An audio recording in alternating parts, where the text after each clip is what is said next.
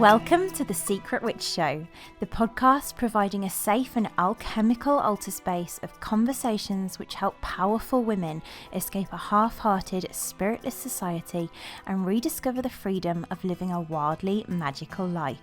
Every other week, we explore how to cast aside the wounds of shame, guilt, and fear connected with fully being yourself, so you can grant yourself permission to stop hiding, ground soulfully back into your body, illuminate your whole soul desires, tend your soul, rediscover and reclaim your powerful gifts, express your magic, and manifest your wildest alchemy. There's no better place to become who your heart longs to be. This is where we will guide you into liberation. I'm your host, Nicole Barton, and I'm so excited to dive in.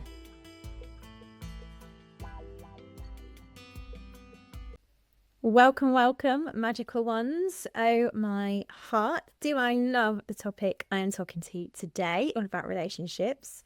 How are we all? In true vulnerability, I have been feeling frustrated with myself for how long it is taking to birth our membership. So I'm going gently on my BT stick, my Aura BT stick there. And part of me is also enjoying the creative process. But the old stories of you should be faster, I should keep creeping in. So I'm loving myself there as I navigate the messy birthing process of something that is so soul-led and so magical and amazing.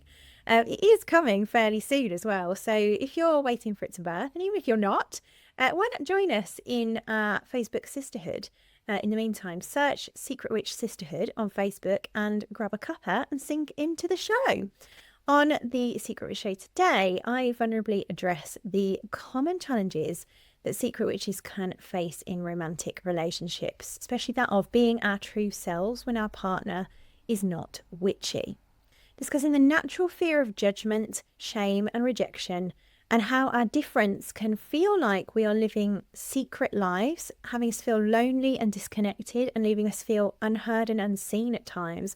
I share how to take tender steps to empower ourselves into liberating our authenticity in relationships.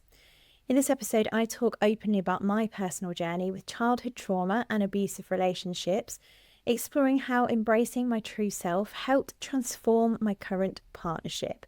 I also offer practical journaling prompts, advice on the inner work, and answer listener questions on how to find alignment with partners, as well as sharing why difference is actually crucial to union.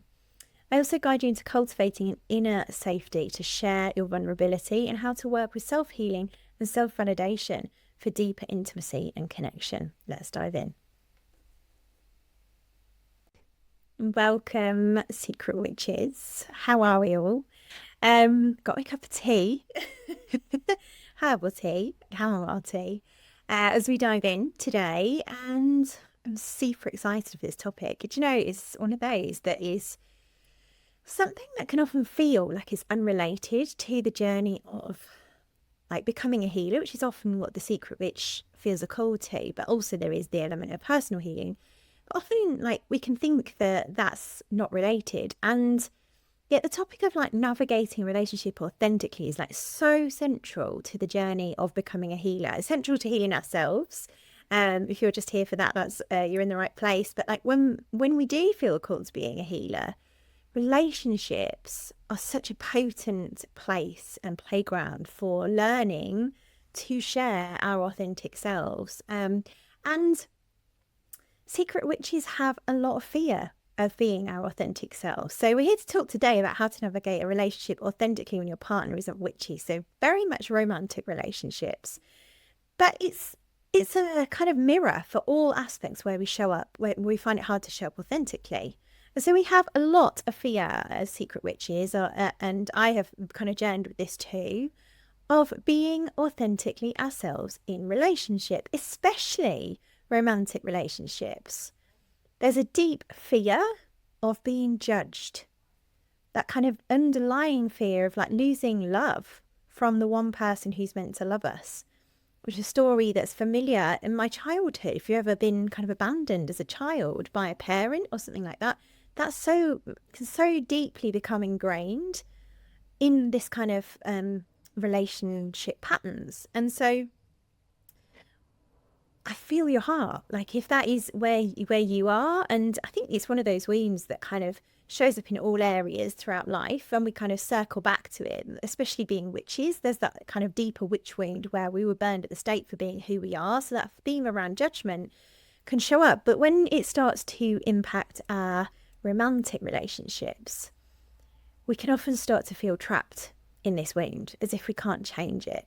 And that can have us feeling lonely. It can have us fearing being who we are. It can have us also feeling a sense of shame and guilt for kind of having this secret part of ourselves, like hiding parts of ourselves from who we love. And even judging ourselves for being dishonest. And it can also have us feeling unheard, unseen, misunderstood, unmet in our needs and desires for life. And just generally like disconnected, like feeling this sense of disconnection with our partner, maybe with others as well. We can also start to feel a lack of passion, because what we're also experiencing when we're feeling this, often a disconnection from ourselves. And so there can be this sense of like lacking passion, a sense of feeling like our relationship is irreparable. And with that can sometimes bring hopelessness, depression, like a sense of lostness. And like we also start to feel the fear of like and feeling isolated and lonely, and sometimes that can even have us feeling unsafe and starting to question, why am I with the wrong person? Often thinking that even beginning to peel back the curtain and look here, or peel a layer of the onion, as we often talk about in this path. Like if we think, we start to fear that even if we ask the question, like, what if I'm with the wrong person, that's then kind of deepen intimacy with that part of ourselves. We think that this might obliterate our lives in how we feel. If we start to look there at how we're feeling unmet in relationships, that this might just like obliterate everything. And so that the topic of navigating relationships authentically when our partner's not witchy felt like such an important one to speak to, because it can bring up terror.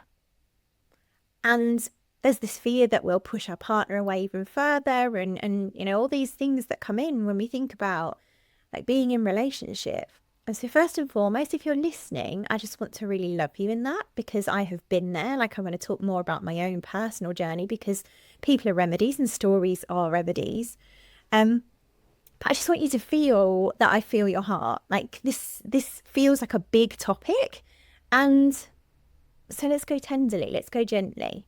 The other thing that happens is not just this, but like this pattern often has us not create space for our witch, which leaves her kind of hiding in the corner, out of sight, not stepping into our gifts. And so this is what makes the witch secret in many ways, is fear of being judged and abandoned by others. And in this, the irony and the paradox is that as we kind of hide those aspects of ourselves in order to be accepted by others, is that we often end up abandoning ourselves, while simultaneously fearing being abandoned by others. So there's all the abandoning going on, like in the kind of pattern of selling our soul for love. And I share this because that's very much been my own pattern.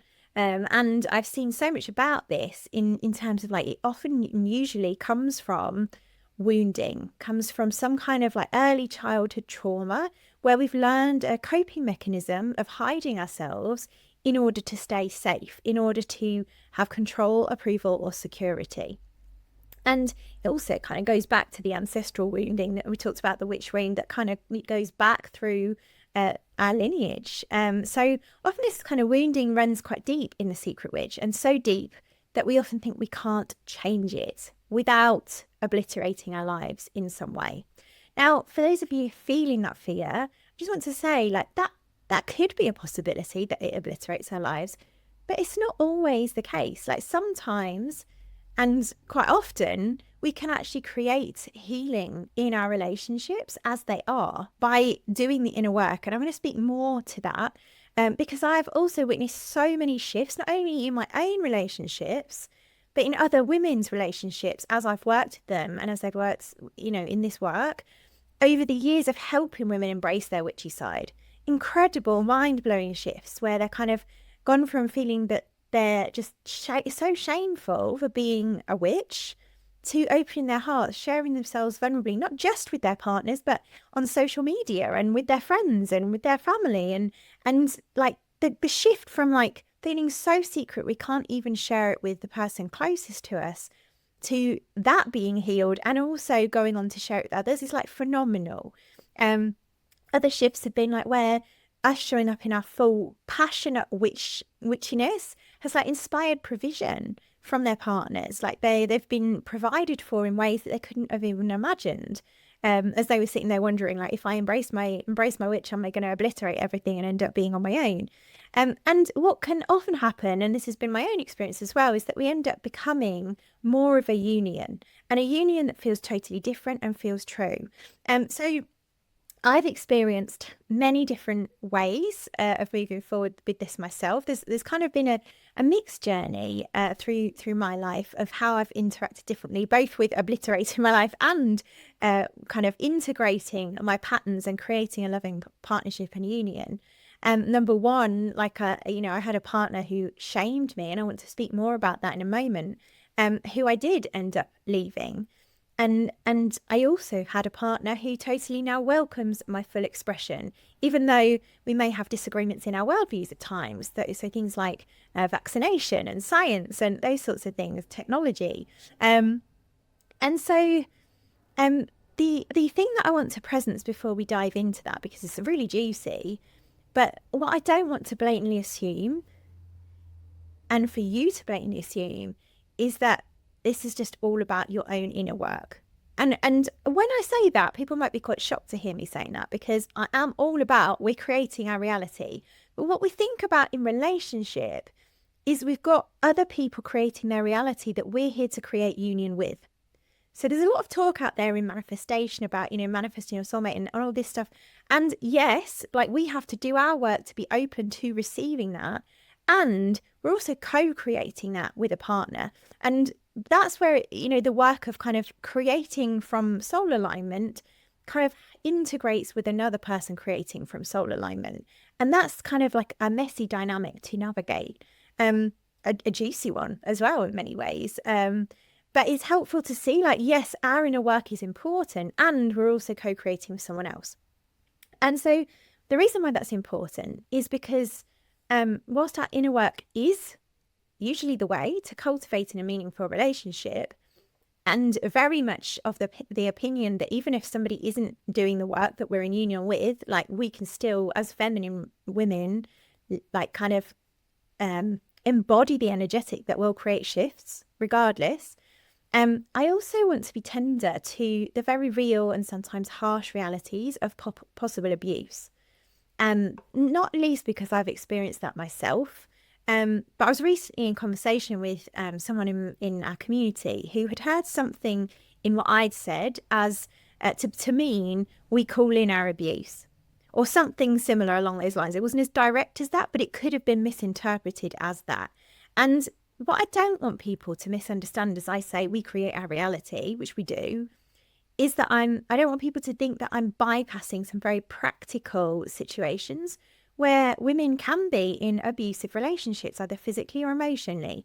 And so as we navigate this episode, and I want us to go tenderly here, it's first helpful to contemplate the truth.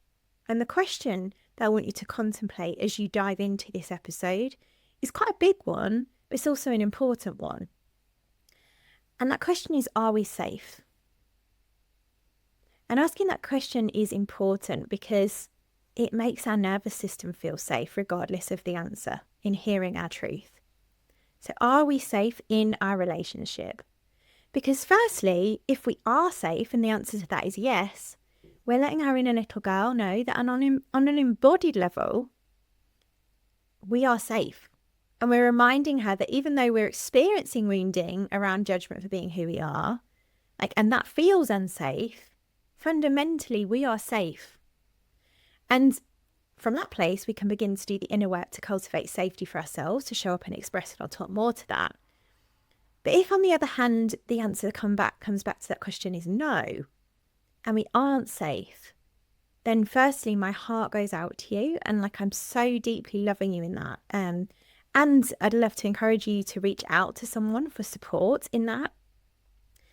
And that still, there's still an opening that to provide a level of safety within it, just hearing that truth. And I know that truth might kind of open up things that feel big. And if that's the case, please be tender with yourself and honest about any possible abuse and what you need to do to keep yourself safe.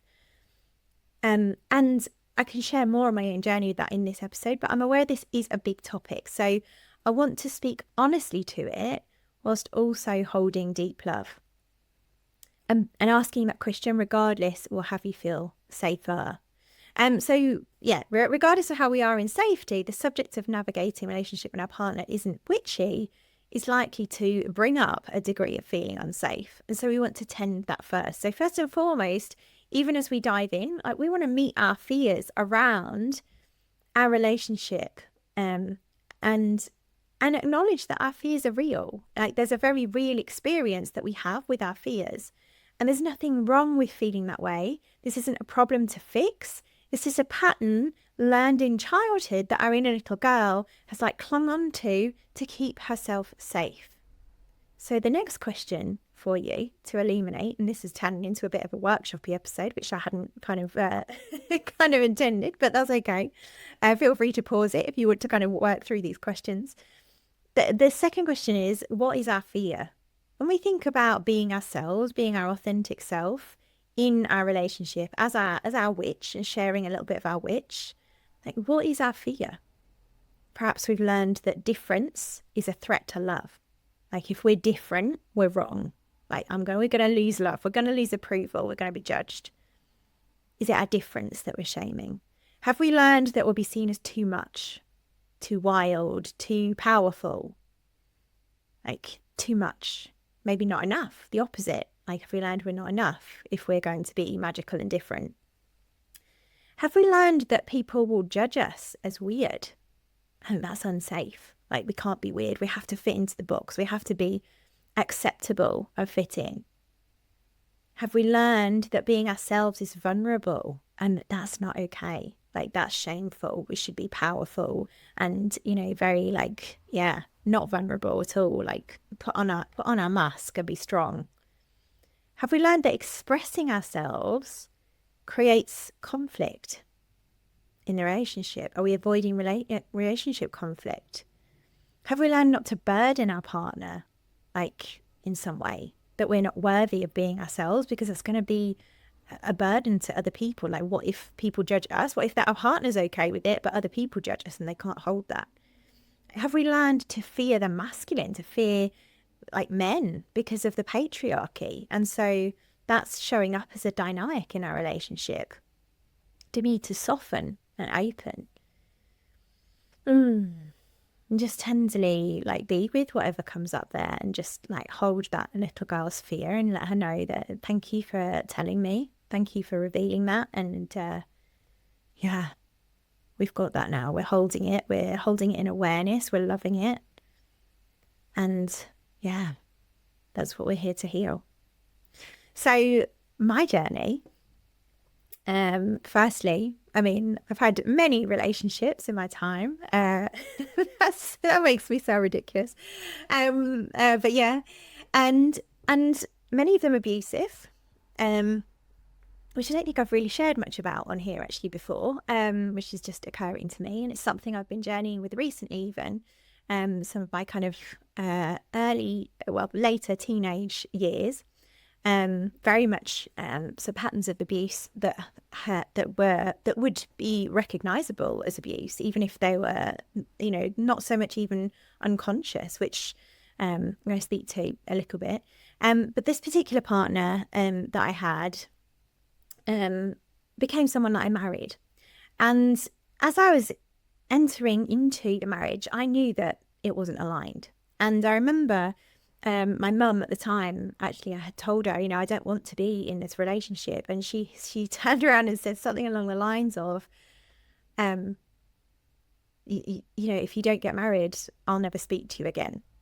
And like that there was so much in that. That's like a whole nother story. But ultimately, there's that sense of like, if you don't fit in with this relationship, like you'll lose love. You'll lose our approval. And so that was kind of like embedded into the relationship as well. And this partner particularly shamed me. My difference was wrong. I had very, very high emotions. I had a lot of trauma and very high emotions. And that was made wrong, to the point where at times I would be hysterical and be pinned down on the floor because like that's not okay. Like it's not okay to have hysterical emotions. You need to close your mouth, and like even like my it would have been like his hand over my mouth to like stop me from being emotional. Like my emotions were wrong in that relationship, and I had to fit in because his family were very wealthy. They had a certain way of being in the world to be acceptable. Even though it was actually quite a wild way, like my wild didn't feel welcome, and my needs and desires didn't matter. And if I started in the latter years, started to like really explore my true self and my authentic expression and my desires and my witch, like those desires would be shut down. And eventually when I left, like he had started to call me weird. And I say all this and as I name these things, I'm actually kind of even more deeply feeling like the tenderness for anyone who might be listening and finding that triggering. Because there's a degree of within me where like I see that there was also an innocence from his part in that he was living out patterns that are kind of conditioned for him. He didn't realize he was being abusive, but I can see now that he was being abusive. And he wouldn't have called it that, and he'd probably be horrified to know that that's what it was. So it was innocently done, but he was also unwilling to kind of open and look at his own patterns. And there's no shame, as I mentioned, in that when I say that, because it was just a kind of like he didn't see that that's what he was doing, and would have been horrified to know that that was what was going on as well. And I remember recently discussing something along these lines with my own guide and talking about how often to a sensitive person, those kind of series of microaggressions can actually feel really traumatic. So yeah, but I began to see in that relationship that I was abandoning myself by staying. And so that resulted in me obliterating my life and leaving him. And there was a whole journey in that of being heartbroken, of the expectation and the fantasy of life that I had created. Like there was this deep level of, whilst it was in many ways abusive, like there was also a deep level of safety and security, like in terms of financial security, especially. And so it took me a deep, deep level of courage to leave that relationship and to rebuild my life. And it took years of rebuilding my life and reclaiming my true self, and leaving was part of that. But equally, that was super liberating. And so I when I say like there's this fear of obliterating our life, I don't hold that lightly, because that is something that I have journeyed. And I see now that he was mirroring my younger childhood wounds, where I'd learned that others were right and I was wrong. And so I just took all of it. But really, when I look back now, like that whole initiation was a gift for my healing and expansion. And that said, it's not an experience that's light. It's not something that I take lightly. And equally, that's not always the way that things work out. So I now have a gorgeous partner who welcomes my full expression. And what I see when I look back is some kind of steps, if you like, that weren't steps that I followed in time, but like a wisdom that kind of naturally helped me to connect back to who I am. And as I did the work, I essentially became available for a partner who truly saw me, heard me, and understood me. And so that's my husband now, my king, who is totally and utterly welcoming of my weirdness. He loves my unique witchiness, and he values my all is welcome of him as well. So that all said, I want to offer hope that we don't actually need to leave our partner unless it is something that is kind of, that we're feeling unsafe. And we can actually cultivate a safety in our relationships to be ourselves. Because like it hasn't always just been a case of all is welcome. Like we are soul partners and we're also complete opposites in many ways, that my current partner. So there are complete disagreements in worldviews at times, arguments over things, like I said, like vaccination, science, which has educated me in many ways and deepened my own knowing and scientific embracing of magic. You know, I used to be very anti-science and be like, well, science just screws over homeopathy. And I've opened to see actually, like, science is just trying to explain magic. And magic is just everything that science can't explain. And so now we've kind of arrived at a third way of viewing our different worldviews, that he has also openly kind of expanded his worldview as well. And we've learned to kind of navigate that respectfully, graciously, vulnerably, openly, welcoming all, and forming this kind of beautiful union of, I often joke, like future tech and ancient healing wisdom, which are the two least likely subjects that you put together. And yet that is what both of our gifts are. So the answer isn't always leaving our relationship to be able to show up in our truth.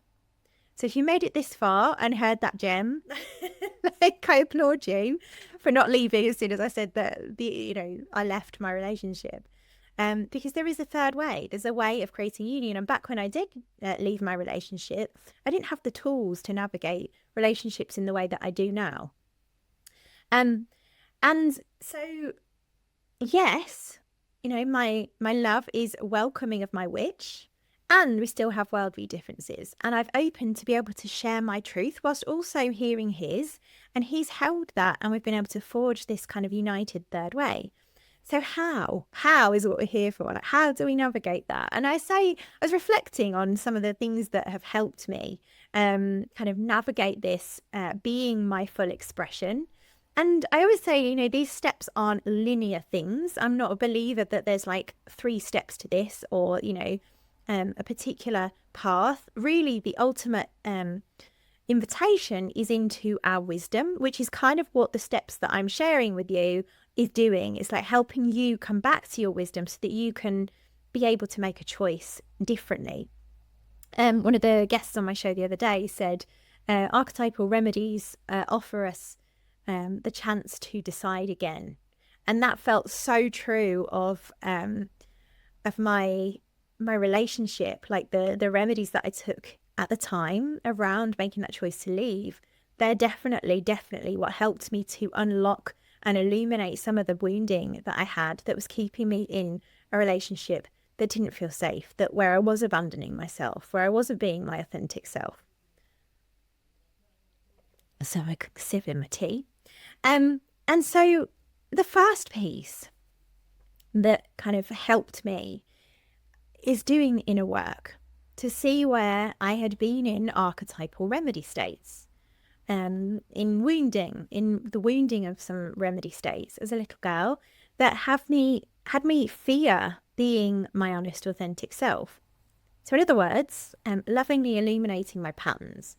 And often we do this through the archetypal remedy lens of like, okay, well, here's my onion, and these are the remedy lenses that I have, remedy states that I've been through, these wounded states that I've been through life. And we can start to illuminate and say, okay, well, I shamed my difference, and I shamed my witchy sensitivity, like that's Rosa. And my difference might be she-wolf, or, and I shamed myself as wrong, and I made other people right.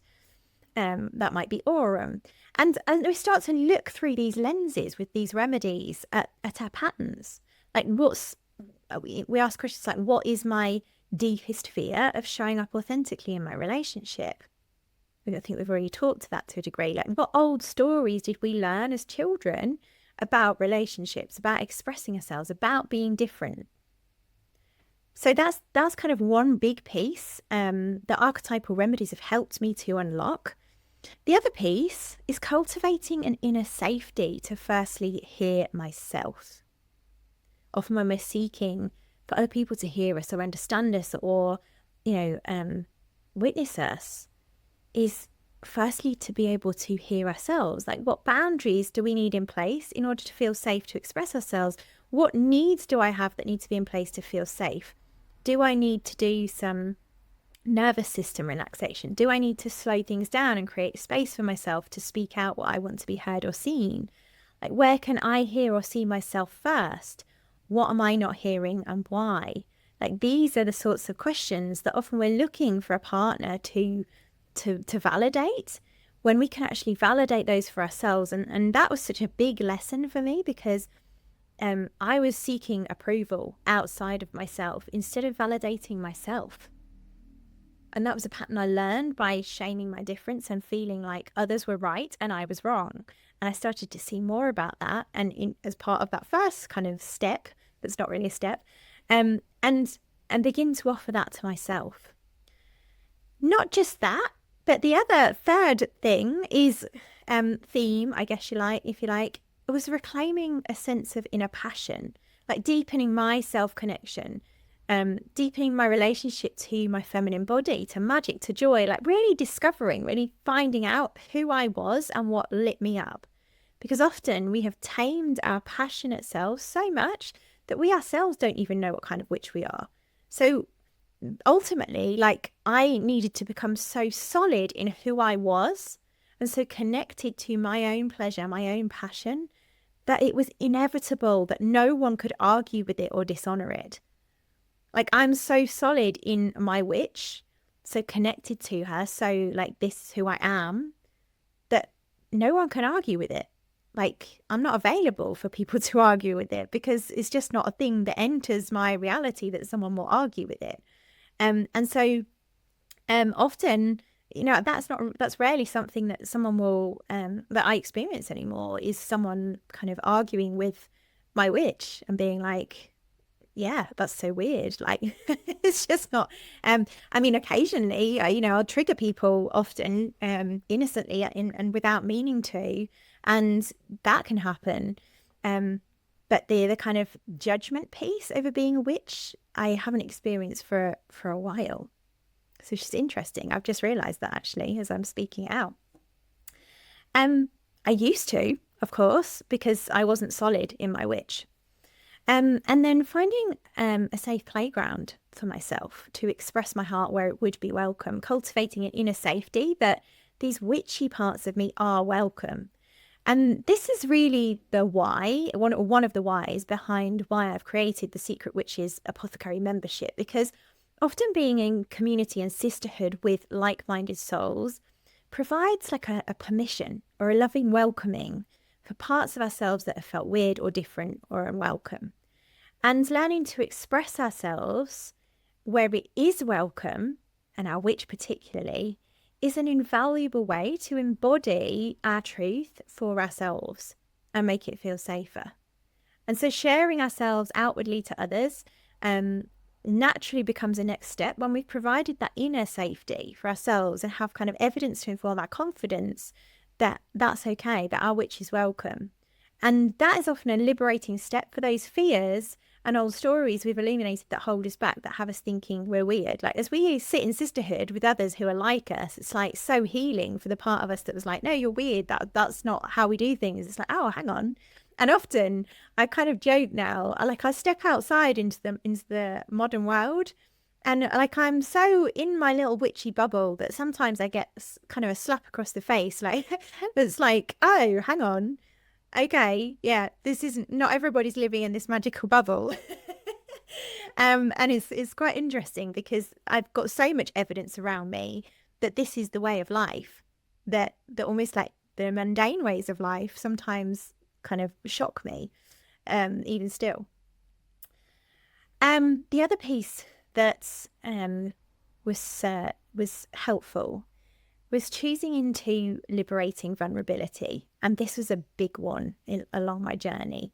Like, and just to be clear, these are now me broadly talking. They're not like practical, tangible things that we can just go and just be like, okay, I'm just going to liberate my vulnerability. Like, this is a process. There's a whole body of work that I invite women into with this, but in just kind of broadly speaking to the things that helped me. But opening to difference and love being possible at the same time, and beginning to hold that as kind of navigated differences in approaches with my husband around science and spirituality. Like, I had to choose into being deeply vulnerable, to stay open with my heart, and like, what if there's something to learn here, and share parts of myself that felt vulnerable, share that I felt vulnerable, share my desires for him to hear me. There's lots of things that were vulnerable for me to ask for and share with him. And so vulnerability really is a key piece, learning to embody that. Also accepting that we can be different, and actually that we need to be different. I talk a lot about the science of magical healing, and one of the things that helped me to embrace my difference was understanding the healing law of polarity in relationships. So this is a universal healing law, and the law of polarity actually means that kind of being in a inverted commas successful relationship, a relationship where the dynamic is one of union, requires polarity. And polarity essentially means difference. It's like embodying the space of yin and yang. And it's why in a relationship, the masculine and feminine qualities create union. And I learned to embody my feminine magic of ancient healing truth, whilst my husband embodied his masculine gifts of technology, logic, and structure. That kind of beautiful union of the two complementing each other is what actually creates successful relationships. Often we will be judging and being like, oh, hang on, I'm so different to my husband. Like, he can't possibly get me. And it's like, actually, maybe he's not meant to. Like, feminine mystery is a thing. And actually, feminine mystery is quite activating for the masculine. Like, there's a beauty in that. And so we're often shaming our difference when actually it's required for a healthy union in relationship. So if we are feminine essence beings, we are naturally built to embody feminine mystery and magic, like spirals rather than lines, creativity, sensuality, beauty, intuition, surrender. Like, these are the kind of feminine qualities, of feminine essence qualities. The masculine essence embodies the opposite: linear, logic, structure, decisiveness, clarity, precision. Like the masculine is the opposite. And so often women will be like, oh no, he doesn't understand my witch. And it's like, well, he's logical.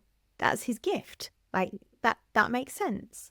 And the beauty in that is whilst there may be very real challenges with maybe him not understanding, or your partner not understanding, it means that to be in true union, we occupy the opposite and complement each other, which means your witch may be more welcome than she actually thinks she is.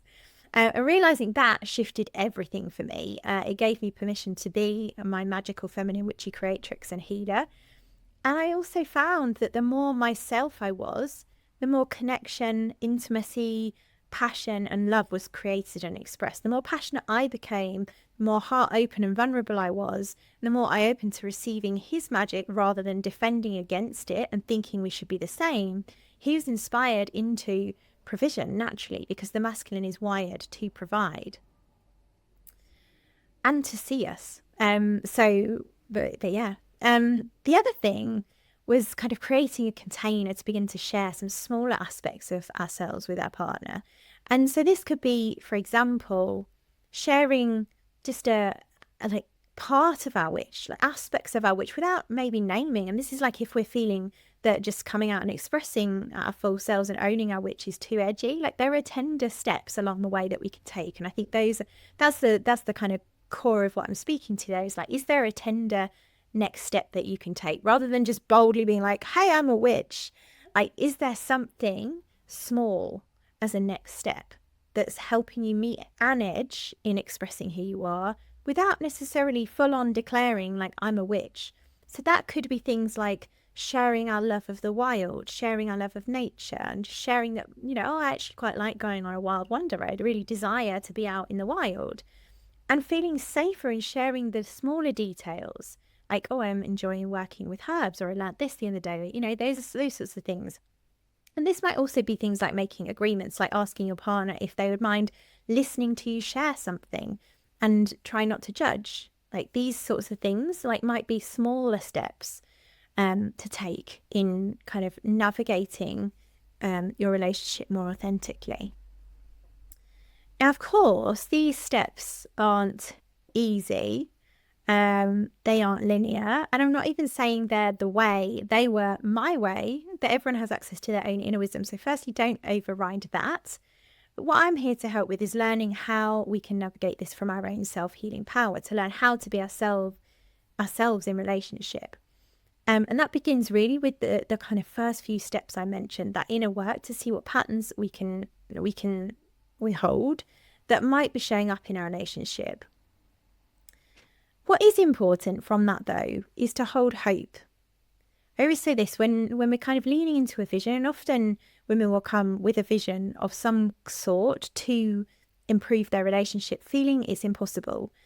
And I say that the kind of there's nothing required to start walking this path other than to hold hope. Hope that there could be a way through that involves us being ourselves and expressing that. So, hope is the gateway. Now, I'm going to speak to, because there's a couple of group questions. I was just trying to think if there was anything else. If there was, that's another memory that just popped in then about partner not being witchy, but I think it's gone. So if it comes back, I'll share it. But I want to answer some of the group questions because this one was such a popular topic in terms of questions, which I love. You're so welcome, by the way, if you are listening and you're thinking, oh, where do I ask questions? In our Facebook group, Secret Witch Sisterhood, there is always an invitation to ask questions for the podcast if you want to ask them so that I can speak to them. And this one was, very popular. So I'm going to speak to 3 questions that were asked. And I'm going to read the question, I'm going to respond. So the first question is, having a partner that isn't witchy makes me feel lonely in the relationship from time to time. Not being able to share that which is so vital and real to me with the person I share my life with feels a bit like having a parallel secret life. But maybe that is more because of me not showing it. ? I do see that there is also something around what you or your little girl is wanting from a romantic relationship. The things she's missed as a girl, being seen, loved and recognised, is what she's looking for in her love partner. So I think this is very important to see and recognise. What is your take on this? Can you speak to this, please? And first and foremost, I absolutely can. And I'm deeply loving you in that. I think so many of our listeners will really relate to that. So loving you in that, my love. And I really relate to it. You know, although my current partner, as I mentioned, embraces my witch now, I wasn't actually labeling myself a witch when we first knew each other. We've known each other since I was, I think, like 18, 19, which is many, many years, and almost 20. So I actually wasn't labeling myself a witch when we first knew each other. I was in corporate as a brand manager. So it's been quite a shift. And so I can also relate to the loneliness from my past relationships too, and the secret life piece, because there were definitely moments in my life where I have hidden my witch because it was seen as weird. I used to I remember very vividly going to like spiritual church, and him just being like, no, this is so weird, like going to mediumships and him just being like, no, that's so weird, even though he received like such a download of a message that was like so clear. And then also then his brother had like someone, some spirit, like switch the light on and off twice in the night across the room. It was like so clear to me that was, and I remember so desperately wanting him to believe and be like, why can't you see this? Like, why don't you believe that this is something? Why do you keep dismissing it? And so I know you didn't particularly mention that. It was just a memory that came as I was speaking, and I remember how lonely that made me feel. And the secret life piece, it's like, having a different aspect of myself that wasn't shared. And I also love the honest illumination you bring around seeing that our inner little girl is looking for something in our relationship that she maybe didn't have in childhood. There's definitely an aspect of that we can project onto our partners, as if our partner should see and hear us because we weren't seen and heard as a child. And of course, at the same time, like it is nice to experience that. That might be a desire. And the invitation is always really into learning to love, see, and recognize ourselves. And so, go back to what I said about that being on an in level. So often we have abandoned hearing ourselves in that kind of giving up of hope that this can ever happen. So that's why hearing ourselves first is so vital, because we often think, I'm different, I need to abandon myself to make others happy. And that leaves us hiding. And yet that's potentially not even true. Although I know it feels true and it feels edgy. And this isn't a relationship story per se, but a story that dropped in as I was contemplating this question was one about when I was in Bali once doing a yoga training. And I was being assessed teaching yoga to 40 people, which felt terrifying. Like, I remember it was one of the first times that I really ever used my voice. And so I taught my slot, and afterwards, the whole group came up and wrapped me in this big hug. And they were like, "This is your gift, Nicole. This is amazing." And it's probably the first time in my life, and this was during my divorce, by the way, where I took myself off traveling and discovered myself. And it's the first time where I had probably felt truly heard and seen. And I realised, and this feels quite emotional to say this because I'm linking it to other times as well. I've been labelled mute as a child. But it's the first time that I realised, for the first time in my life, that I hadn't been seen and heard because I hadn't had the courage to speak. And when I did speak, I realised when I did speak for the first time, I was heard and seen in my gifts. And it took everything of me to show up and share my voice in that moment. It was terrifying. And I was loved in it. And that was such evidence for me that I could share my true self and be loved.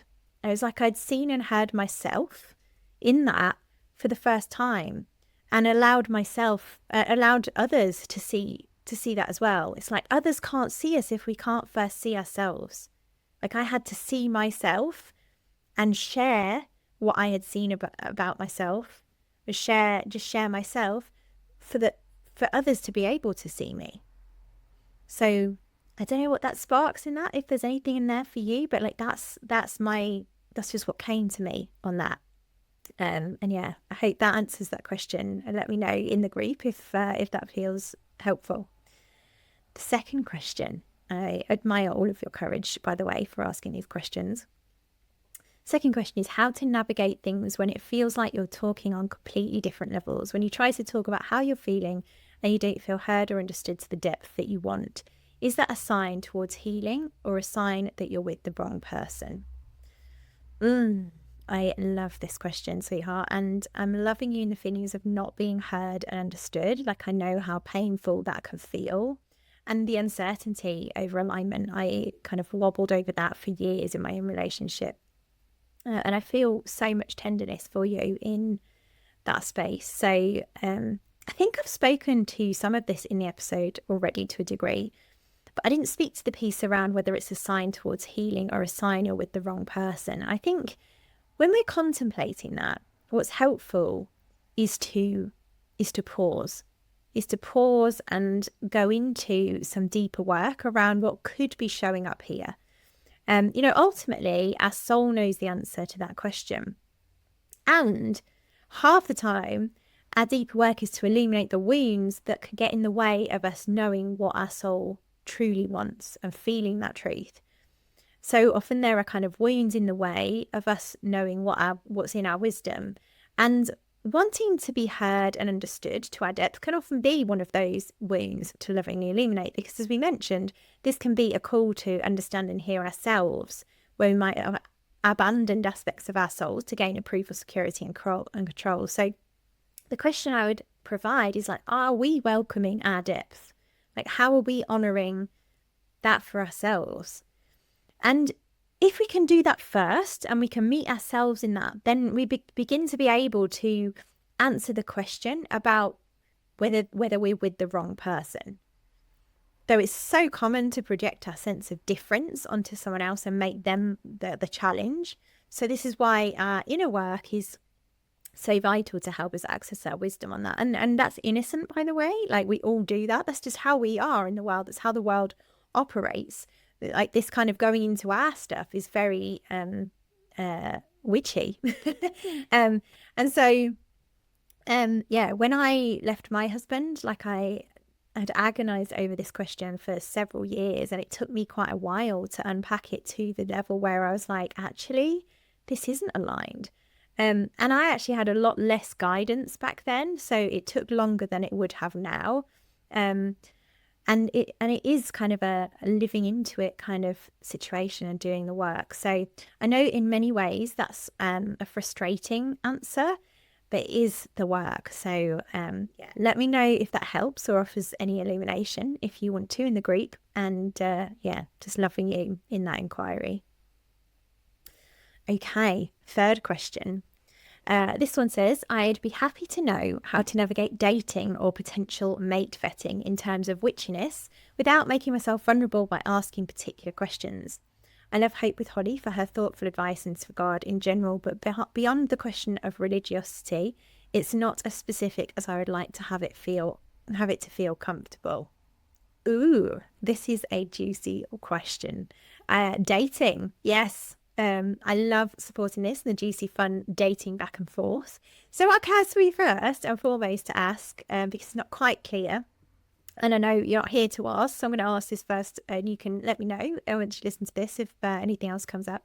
But my question is, what do you mean by without making yourself vulnerable by asking particular questions? I'm going to assume and broadly speak to vulnerability and answer it in that way.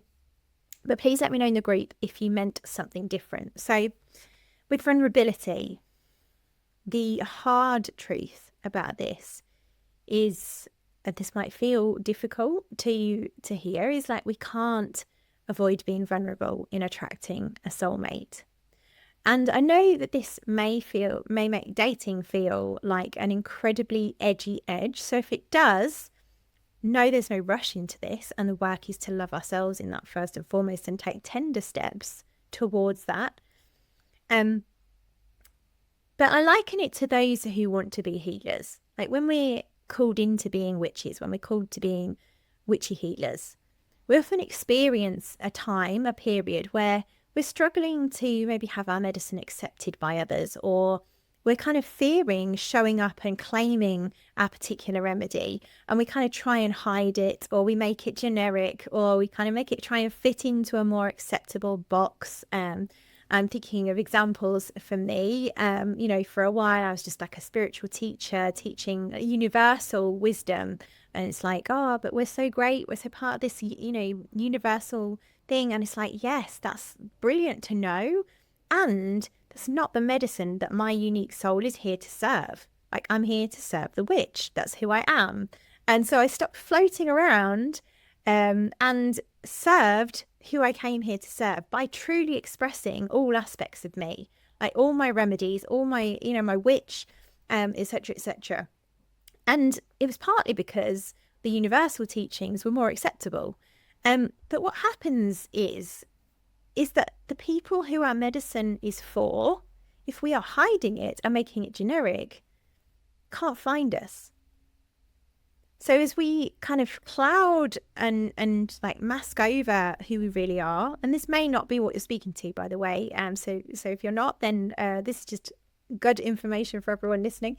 But if we're masking who we are, who we are truly aligned for can't find us. It is the same with dating. If we hide our unique essence, those who it's honey nectar for will not be able to find us. And so it actually blocks other people who are our soulmates from actually seeing us. Like, we're not magnetic to them because we're not showing up in our full essence. It's like we've got this light bulb. I remember Adam Quiney talking about this in terms of our essence on the show years ago. Can't remember what the episode was called now, but look for Adam Quiney.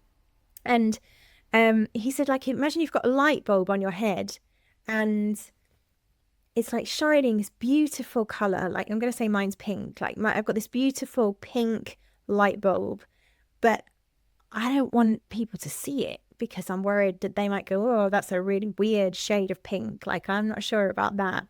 And so instead of it being pink, I like plaster over it and like put labels over it and wrap it up in paper. And I'm like, oh, well, I'll only let you see the light bulb if the true part of me, like if you are okay, if you're safe. Of course, that calls in people who don't even care about light bulbs. Like, they don't care if your light bulb's pink. They might be looking for someone with a blue light bulb and it looks blue because you've crowded it with a blue label or something. I don't know. But it's like they can't see, the people looking for the pink light can't see the pink light because we've crowded it over with something, And so if we hide our unique essence, those who are drawn to it will not be able to find us. And that feels incredibly vulnerable because we fear rejection for our pink light bulb. And we may even experience rejection from those who are looking for a blue light bulb and they've found ours is pink. Like, the witch did not come here to be loved by everyone. But for the right person, they will want that pink light bulb. And so in this question, you have a prime, juicy opportunity to fully express who you are and be loved in it by the right person. Instead of living a life where you fear you'll be judged and abandoned if you stop hiding who you really are. Wow. I love that analogy. Like, what an opportunity for loving healing. That said, that's not that easy. And I'm also hearing a very practical, tangible question in this as well about how to speak to potential partners about their own magical or spiritual beliefs without sounding too invasive and feeling more comfortable. So just speak to this directly because I also want to meet you in the kind of tender steps of the edginess of what I shared above.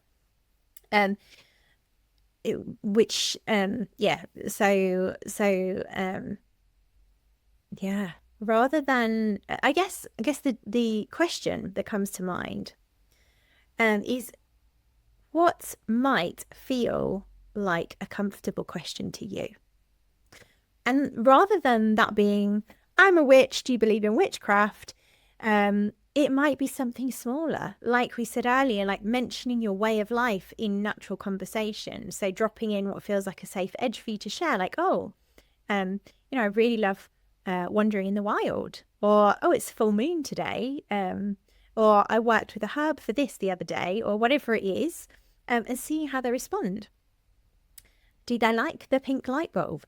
And you could also kind of take an aspect of the witch, who's, the creatrix or the healer, and say something like, I really love healing, like I'm really passionate about healing, and gauge their openness in a way that feels safe to you, whilst also expressing your feminine desire and seeing how he meets that. So I hope that's given you kind of a more practical piece as well.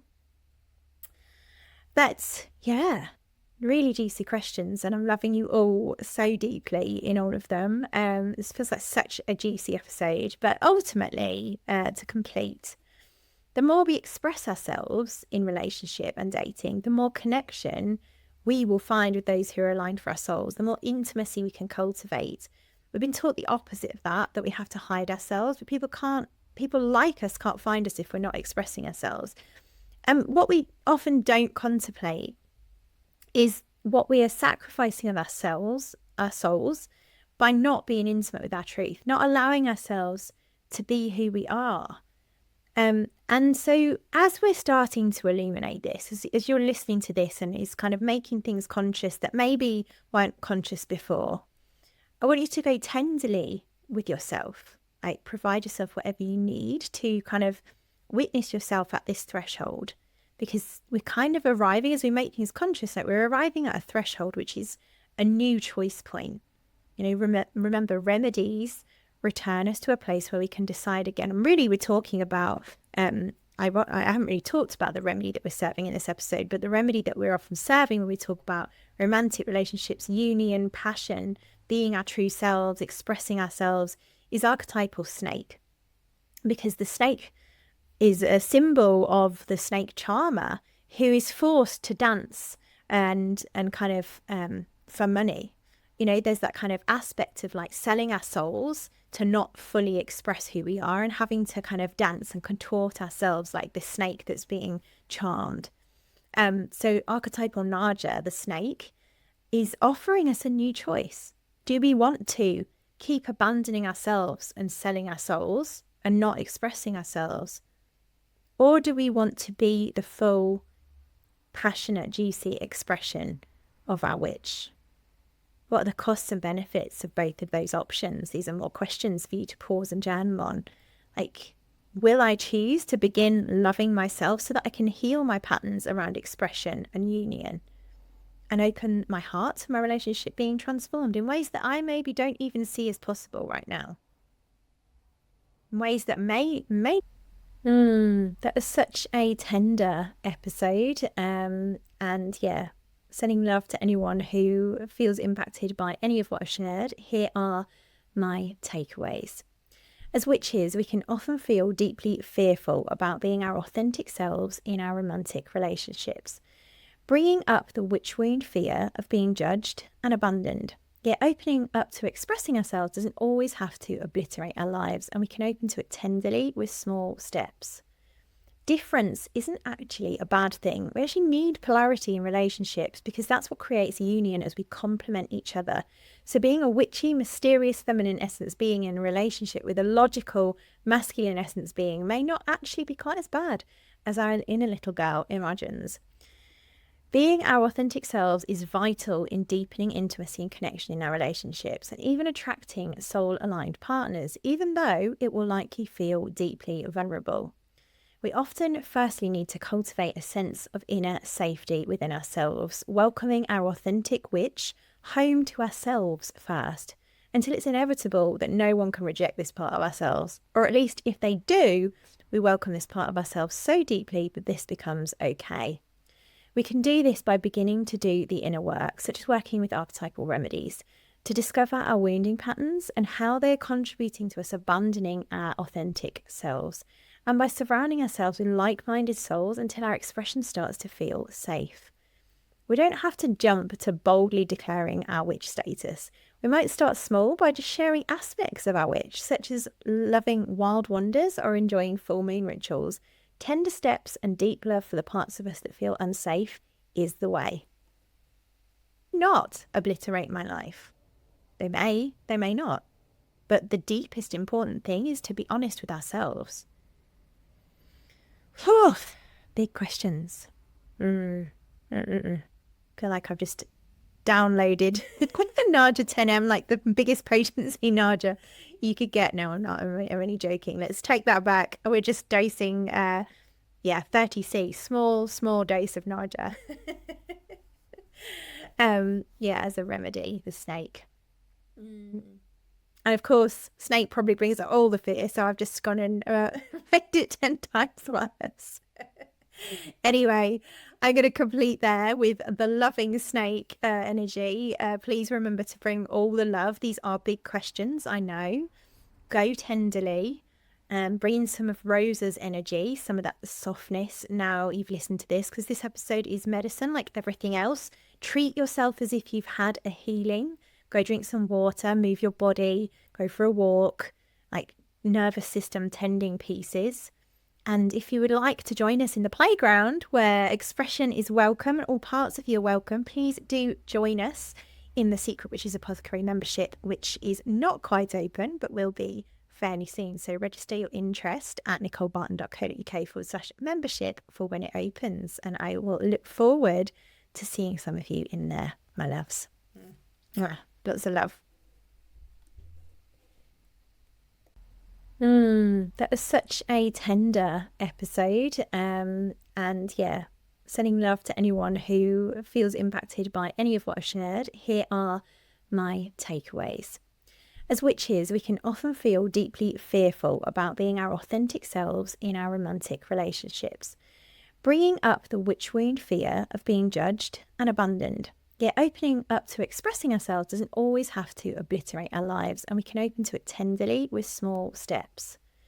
Difference isn't actually a bad thing. We actually need polarity in relationships because that's what creates union as we complement each other. So being a witchy, mysterious feminine essence being in a relationship with a logical masculine essence being may not actually be quite as bad as our inner little girl imagines. Being our authentic selves is vital in deepening intimacy and connection in our relationships, and even attracting soul-aligned partners, even though it will likely feel deeply vulnerable. We often firstly need to cultivate a sense of inner safety within ourselves, welcoming our authentic witch home to ourselves first, until it's inevitable that no one can reject this part of ourselves. Or at least if they do, we welcome this part of ourselves so deeply that this becomes okay. We can do this by beginning to do the inner work, such as working with archetypal remedies, to discover our wounding patterns and how they're contributing to us abandoning our authentic selves, and by surrounding ourselves with like-minded souls until our expression starts to feel safe. We don't have to jump to boldly declaring our witch status. We might start small by just sharing aspects of our witch, such as loving wild wonders or enjoying full moon rituals. Tender steps and deep love for the parts of us that feel unsafe is the way.